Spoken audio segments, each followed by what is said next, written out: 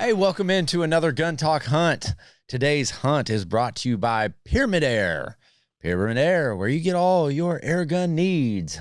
Hunting, shooting, range time, and hunting. Do it all with air guns. I mean, air guns are pretty cool. So today, our first guest, or I guess our only guest, is a good friend. And honestly, he's my favorite American Ninja Warrior. And I'm actually, and he's probably the healthiest hunter I know because he is the healthy hunter. Dr. Brooks Tiller, how you doing, brother? Man, I'm doing great. How are you, Ken? I'm doing good. Okay, we're going to clear the air right now. So how in the heck did you end up on American Ninja Warrior? Well, you can't get there from here kind of story, but so my wife has an entertainment company, and we do Circus of Lay type stuff. So we're fire breathing, aerial dancing. We do all, like, my life is not normal ever, it seems like. But so we have this entertainment company. We do music videos, all kind of entertainment in Nashville whenever there is entertainment to be done, aerial style. But anyway, somebody saw us on at the Grand Ole Opry. We were performing on the Grand Ole Opry with some music artists, and they saw us do an aerial performance together. And they saw us and somehow found us and sent us a message later. And it was a producer from the American Ninja Warrior. Hey man, it'd be great to have y'all on the show. And they were like, thinking like this crazy couple that flies upside down and breathes fire. It'd be cool to have them on American Ninja Warrior because they always like to have characters. Characters. I mean, we are definitely characters, that's for sure. And I will not deny that, And but we got in there, and but my wife at the time, she was actually probably about whenever we got the message, she was probably 4 to 6 months pregnant with our second child. Well, she could have done it. Come on, she could have done it. Yeah, you could do this. And so she was like, "Gosh," she's like, "No, like you're like, And for years, people have said, "Man, you do all this crazy stuff. You should be on Ninja Warrior." And I've seen this show, but I never like, But I saw it, I was like, whatever. And just never really gave it much thought of doing it. So we went on, and so I was like, all right, I'll apply. And I sent my application, made a little video of me running around the woods, climbing trees and that sort of thing. And they, it was really like 3 or 4 months later. So, you send your thing in, and a couple months later. You kind of had to have kind of like, oh yeah, I sent it a while back, didn't hear anything. You kind of probably moved on in your mind by then. Oh yeah. I was like, yeah, I really forgot about it. And then, I'm treating patients and writing programs and doing all my physical therapy, strength coaching stuff. And then I get a phone call from Hollywood, California, and I'm like, it's one of these robocalls. Like somebody, thinks that my 2008 truck, like I need to renew my warranty or something. And, when I was like, okay. So, but when I checked my voicemail, it was a guy he said, hey, I'm a producer, American Ninja Warrior. Hey, give me a call. So I said, what? Call him back. And he's like, man, I like your story. I'd love to have you on. Well, they don't give you much notice. Like, hey, the show's we're going to film it in 2 weeks. Oh my gosh. Well, yeah. And so, we're less than a month away from my second child being born. And, the doctor's like, you can't travel. And we start, and my wife's like, they give, we can drive, and there's hospitals between here and there where they deliver babies every day. So we loaded up and we had we got a 1-year-old and we got one on the way. We loaded up and we took off, and it was a crazy ride, but they cut a lot of me talking about God and a lot of talking about shooting animals and eating them. They cut a lot of that out of what gets shown on television. Like they would. But, we kind of anticipate that. Yeah, but I was like, but somebody out there in Hollywood cut that out of it's on the floor somewhere, but somebody had to listen to it a time or two, so maybe it got through to somebody and got them interested. And but went through it, and I got featured on out of the couple 300 or 400 people that go through the course. They show about 20 on television, and they put my ugly mug, and of course you have to put up a little bit for television. I had to put a little camo on my face, a little smudge of the camo. Yeah, camo paint, and had a camouflage headband and bright orange shirt with camouflage shorts, and I started flying through the air and doing my craziness on there, and they mentioned being the healthy hunter, and that was just kind of cool. But after that, it was and I didn't win $1 million like I was hoping to. Well, yeah. But it was a great adventure. It was a great thing. And probably the best part of it all was after that, getting messages through social media and through the website and stuff like that of just people that were encouraged. Right. Like, oh, like, man, like I like to hunt, but I'm not in very good shape, but I saw you and it kind of encouraged me to get out and try something crazy or do something. And so it was really neat just to have that, know that your little quick spot on national television, that it impacted, had at least it had impact right. and even influence on somebody. Even if there was some very important stuff cut out, like you still had an impact. But here's how this would have gone if it was me applying for American Ninja Warrior. Okay, I'd submit my stuff in and I'd be in like peak physical condition because I've got to train for it, right?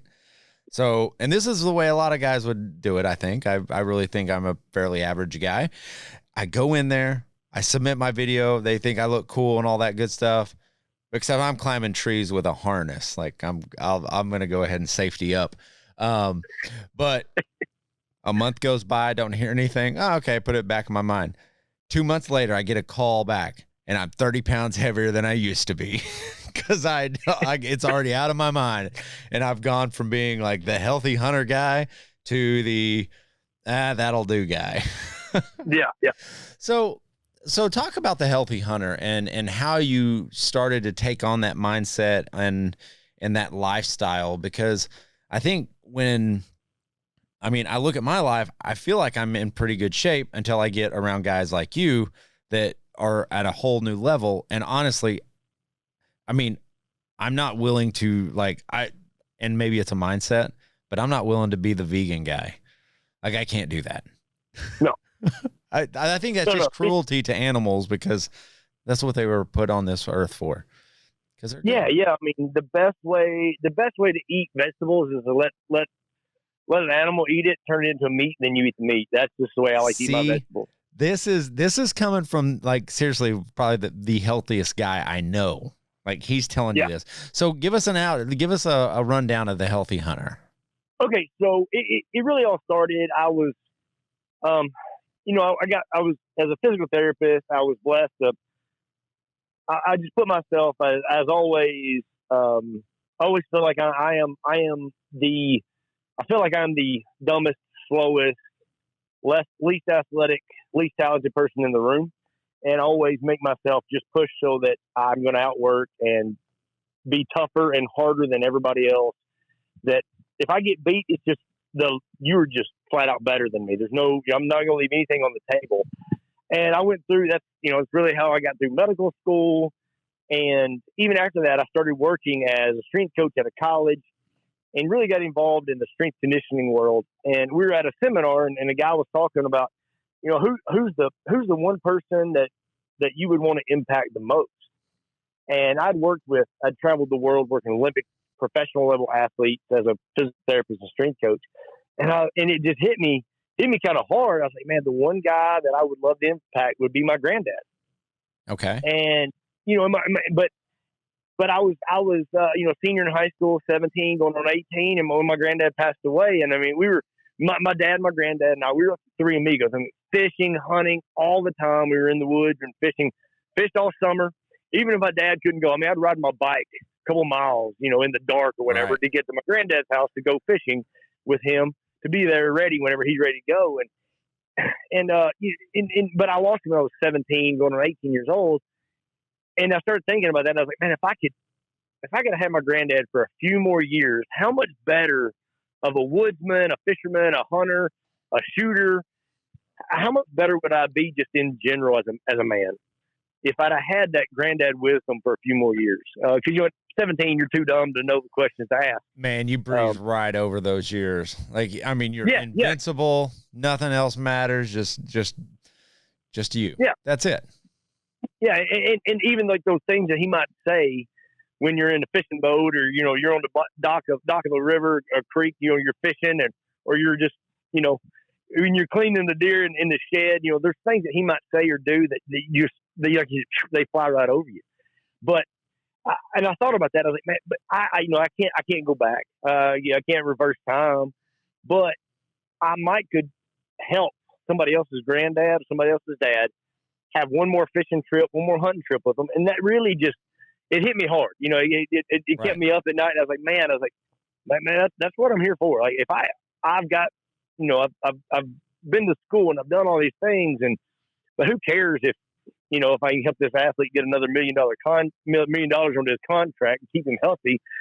I was like, what really matters is that granddad being there for his grandson to teach him how to fish or hunt. And so that really where it came from. And I just started plugging into the outdoor world, the outdoor industry, reaching out to people and like, hey, I want to write an article about how to do an exercise or how to do a stretch or how to keep people out in the outdoors as much as possible. And it just kind of branched from there and just kind of grew as you meet people, like I've met you and I've met other folks, like you meet people like, oh, like, hey, would you, and then you get to share that story and then somebody hopefully gets to hear it and it impacts them in a positive way and changes. Like you said, I don't think you have to, I don't think there's any kind of strict diet. I know what I do, but you don't have to go jump in an ice bath every day, and you don't have to, you don't have to run a marathon or lift a bunch of heavy weights. Really, it's just about doing something to improve your health, so that if it's just, as a physical therapist, I have guys come in and like, man, I want to shoot my bow, but my shoulder's jacked up. I'm like, well, let's fix that, or a guy comes in, I just want to be able to play with my grandkids in the backyard. But but my knees hurt. I can't bend down. And it's like, well, let's stretch it out. Let's strengthen it up so you can just go play with your grandkids. And if that is your goal, like that's all that we need to do. Like, let's go for it. And, because that 1% better is really the thing. And whether we talk about an airplane or if we're lost in the woods, if we're off 1 degree, and it's going to make a big difference where we end up. And, if we talk financially, if you get 1% better or 1% worse throughout the course of the year, you could end up with a lot of money, or you could end with a couple pennies. That's true, depending on how it goes. Yeah. So I think for our bodies, it's just about that every day, finding one thing that you can do, just to challenge yourself, just to push yourself to be a little bit better. And that's really kind of the whole gist of, being the healthy hunter, is just pushing myself to be a little bit better and just to hopefully encourage others just to be there for their kids and grandkids. Today's Gun Talk Hunt is sponsored by ATN, the future of optics. Smart HD technology is at the heart of every ATN optic. HD video recordings, wireless streaming, ballistic calculations, image stabilizations, laser range finding, and much, much more. Trust me, there's a lot going on these units. And right now, they're offering bonus gifts with purchases of the Thor 4, the Thor LT, the X-Sight 4K, and X-Sight LTV. I've shot each one of these, and they are each fantastic optics, so you won't want to miss out on the deals they're running right now. For more information, visit atncorp.com. That's atncorp.com. Well, and it makes the experience so much better when you can make it through a day of hunting or fishing. Because I went fishing with my dad a couple of weeks ago, and he is not obese. He is in fairly good conditions. He's very active. We spent a day standing up in the boat all day, and in heat, standing up on the boat, if you're not used to it, it takes a toll. And I was okay by the end of the day. My legs were a little bit tired, but man, it really beat him down for a couple of days. And just, I think the biggest misconception when guys are like, well, I'm going to get healthy, it's you have to go on a keto diet, or you have to cut out everything you love. And that's just not the case. Or you have to be, like you said, like, oh, great, now I've got to train for a marathon. And I think guys are like, okay, I'm all in, and they give up everything. And that's, man, you'll crash your diet. You'll crash. You'll just come down on yourself because you have created this expectation that is undeliverable. You're not going to do it. Like, I really do believe it's incremental change that's going to allow you to become a better person health-wise. Yeah. I mean, and any anybody you see, I mean, if you turn on the TV and watch a professional athlete, they didn't learn how to hit a home run overnight or throw a football. Tom Brady didn't become a Super Bowl champ overnight. Nope.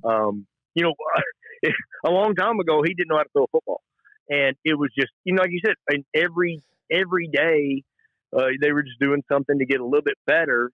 And yeah, there's a little God-given talent there. There's a little bit of drive and discipline, but you know, and like you said, even like standing in a boat, there are a lot of little intrinsic muscles that we don't use.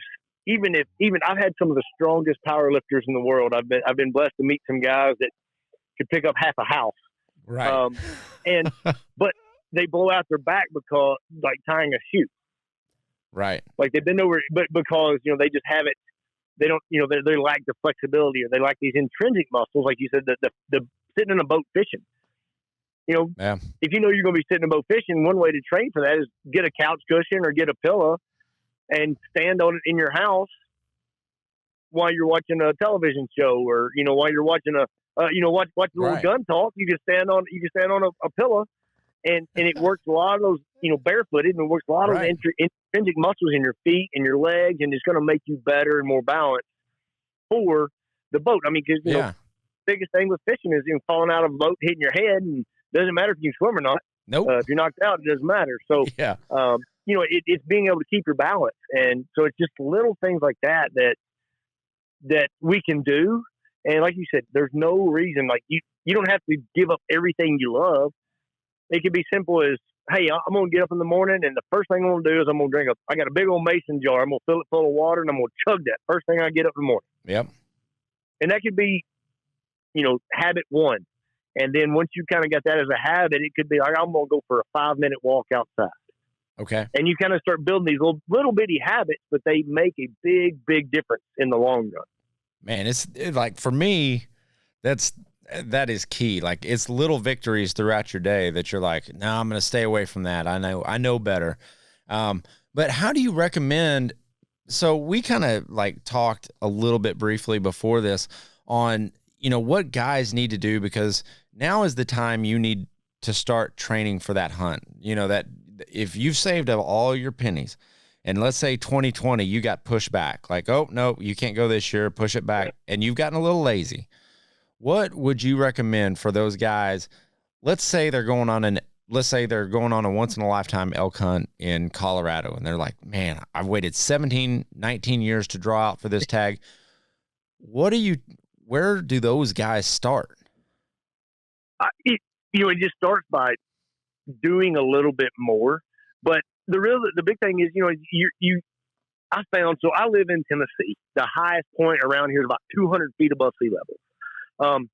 And you know, year before last, I went elk hunting, and we're 9,000 feet up in the mountains, and I did okay. I did fine, but the reason is I was prepared for it. But you're talking about getting ready for it. I mean, this is a hunt of a lifetime, right? And you don't want to miss out on that opportunity. You want to be ready for the opportunity when it comes. And you know, you're getting, I mean, you've got the best gear, whether you're bow or a gun and scopes, and you've invested a lot of time and money. And the best thing you can invest time and money into is yourself. Absolutely. And it could be something as like simple as you get up 10 minutes earlier and you go take a 10-minute walk. You just have you can have your pack that you're going to take, and you don't have to pack it with 80 pounds full of gear. Day one. You could just put like 10 pounds, or, you know, put a couple sweatshirts in there just so it's kind of full and not sloshing around. Right. And just go for a 10-minute walk. And as you start to get that 10-minute walk, then that 10-minute walk, you're able to do it faster or better. Then you can add a little weight, make it a little bit longer. And as you're going, I mean, the biggest thing is just having that cardio, having those legs under you. And also, if you're cutting a little bit of weight, you have to carry less weight every time you take a step. That's true. Boy, that's a good point. Yeah, I mean, if you lose 10 pounds, you know, that's 10 pounds each leg doesn't have to carry. That's right. And if you're walking 20 miles, I mean, that's a lot of weight that you dropped just by. So how do guys simulate the the elevation, because that's my hardest thing down here. You say the highest point you've got is 200 feet. Well, the highest point we've got is like 5. Yeah. So that was always my question, because I remember like going out to Colorado with my son. Like, I had been here for 3 years below or at sea level, and then going up in the mountains and going, I'm not out of shape, but I can't breathe. Like, how do you simulate that? Do you increase your cardio levels? What are you doing? So you cannot, I don't care how you train. Like I said, I'm in Tennessee, and a lot of the guys I've worked with have been Midwest, Southeastern guys. Right. They're like, man, I'm going out West. What do I need to do? I want to hear it from somebody who lives at sea level like I do and doesn't have a mountain to climb. If you can find a spot where maybe for a weekend you could go hiking in a mountain area, that would be great. That'd be great. But if you don't have that, we all have, there's that hill or the football stadium where you have the stairs, you have just a big slope, whatever it might be. And for one, being able to just go hike that maybe once a week, that's going to really, really train the core. It's going to train the glutes and the legs that we need for that elevation climb.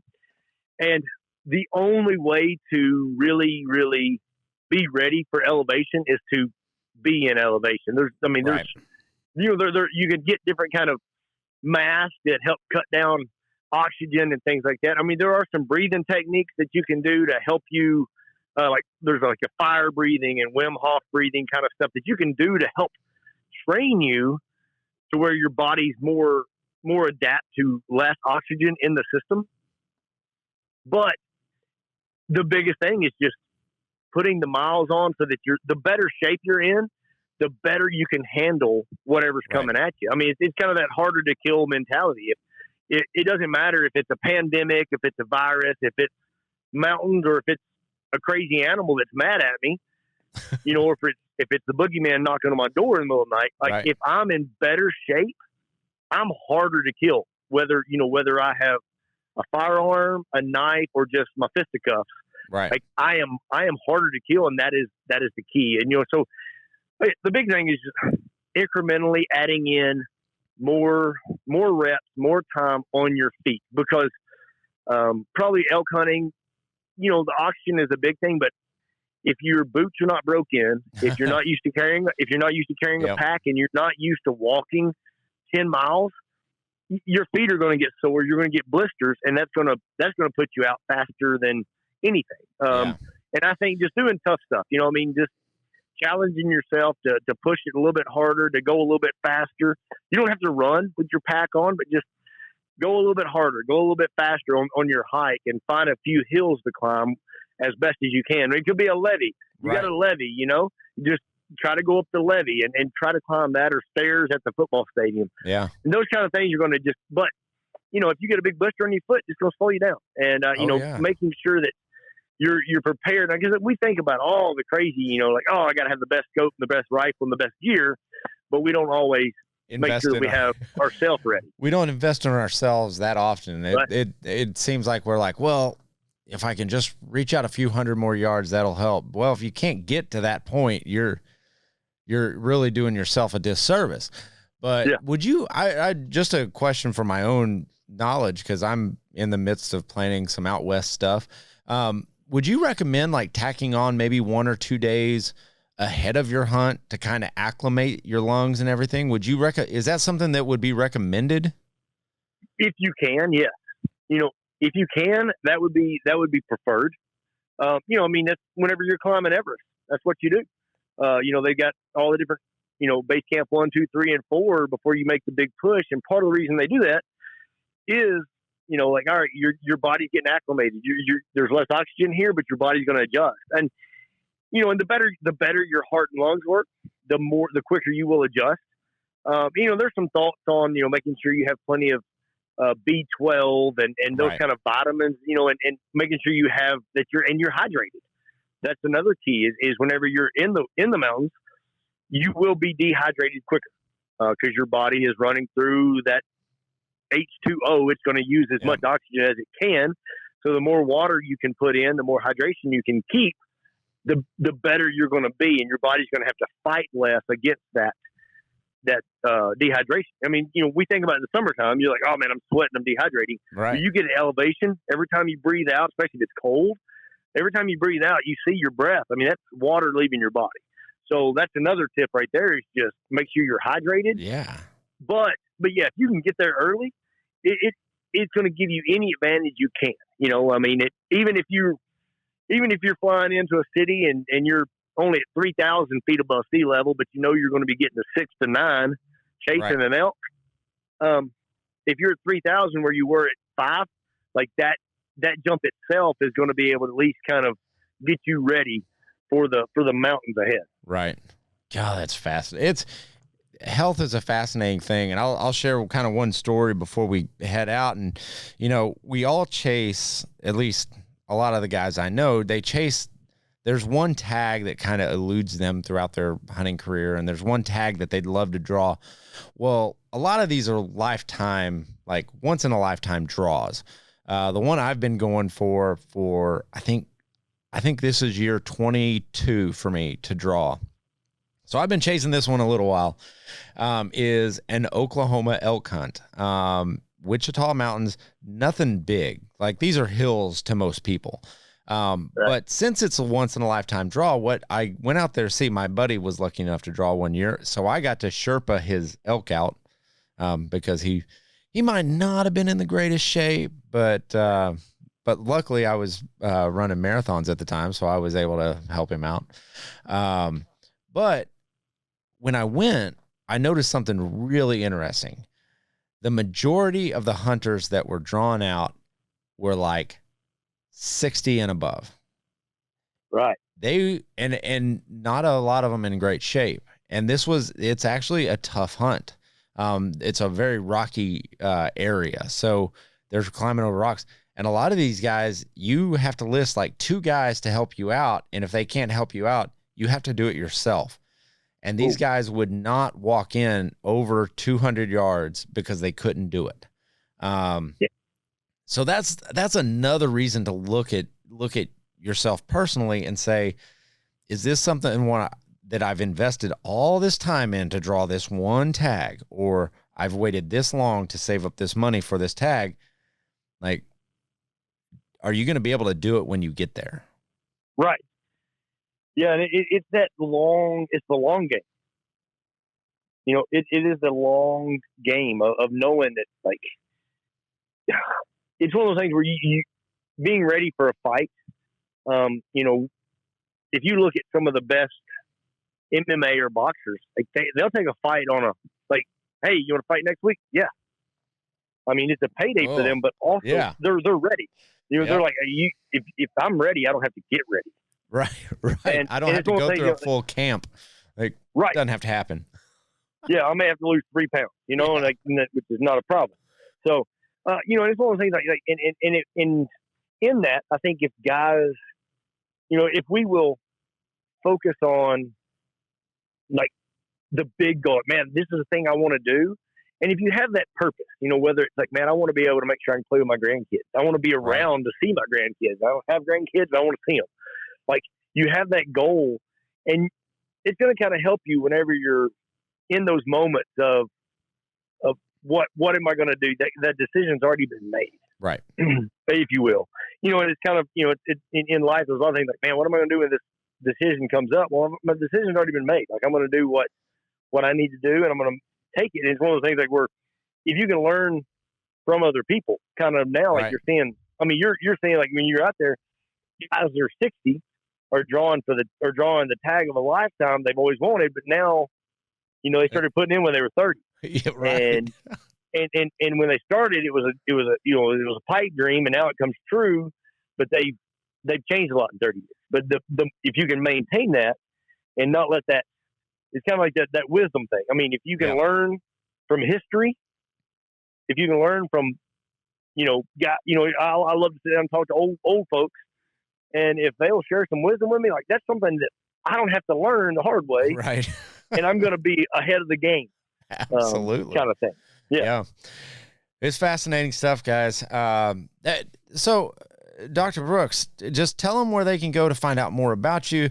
We didn't even get into this, and shame on us, or shame on me, but we didn't even get into the fact that you create health plans and you create exercise plans and diet plans, and you actually like put a plan together for whatever. Like you just talk to them for a while and then you've got a plan popped out for them. Right. Yeah. So, I mean, drbrookstiller.com, DRBROOKSTILER.com. That's my website and kind of the hub for everything, whether it be, speaking gigs or working with folks that want to go on a dream hunt or just get healthier, or if it's a 3-gun guy, like I've had 3-gun guys like, man, I got a little bit of a belly and it's hard for me to maneuver. I'm like, well, so I'll work with that, learn about whatever they're wanting to do and just talk with them, come up with a personalized plan. And the key is I meet them where they are. So I'm not going to be like, all right, well, you got to drop everything, and I'm trying to meet you where you are and make sure that have a plan adapted to you. Because I learned the hard way early on that if I come up with a plan that looks great on paper, but you're not going to be able to or want to follow it, it's useless. Absolutely. So, and I don't want to wait. Yeah, I don't waste anybody's time, money, or effort. But yeah, so I mean, I can make plans, design them out for people, and help people out get healthy and get fit. And like I said, we're not looking. If you want to run a marathon, we can do that. But if you just if you just want to get healthier and just have a better deer season or duck season or not have as much back pain whenever you're sitting in the duck blind, we can do that. So, that's the biggest thing. And, Dr. Brooks Tiller, also the social media stuff is where I'm at. And it's a lot of fun to watch him muscle through an ice bath, which is actually entertaining for me because I'm not in the ice bath. But it's all good stuff, and it's all very interesting because it is a lifestyle change, and once you start it and you just get your mindset right, I think you'll start believing in yourself more that you can do all this cool stuff and enjoy it later in life. Yeah, that's one of the great things, and even on my own podcast, one of the things I found is the guy, the folks I talk to, it's just like we talk about the tough things that you go through and how that you do one tough thing and you're like, oh man, I can do more. And it's just that confidence kind of breeds confidence. Absolutely. All right, Dr. Brooks Tiller, thank you so much for joining Gun Talk Hunt. We're definitely going to have you back on because there's a lot of aspects that we didn't touch. We didn't touch diet. We didn't touch all the plants and vegetation that we can eat in the wild. So there's so much more stuff that we can talk about, and we'll definitely have you back on. But thank you for joining. Man, KJ, thanks so much for having me, brother. All right, guys, thank you for joining this Gun Talk Hunt. And remember, be healthy, be safe, and always keep those muzzles pointed in the right direction. Happy hunting.